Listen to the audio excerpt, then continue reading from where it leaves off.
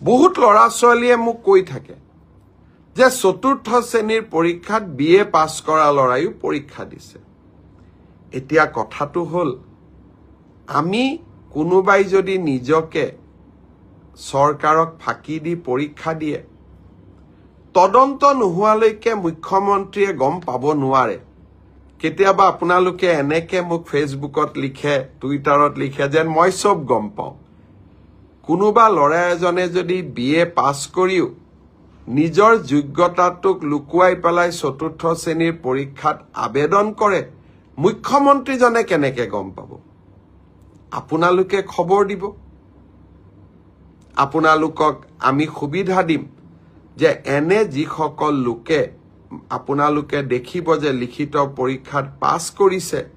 কিন্তু এডুকেশনাল কোৱালিফিকেশনক তেওঁলোকে লুকুৱাই ৰাখিছে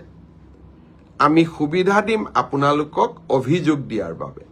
যাতে অৰেল পৰীক্ষা হোৱাৰ আগতে বা মৌখিক পৰীক্ষা হোৱাৰ আগতে আমি আপোনালোকৰ অভিযোগবোৰ নিৰ্দিষ্ট ইউনিভাৰ্সিটি লগত কথা পাতি আপোনালোকৰ অভিযোগবোৰ যাতে আমি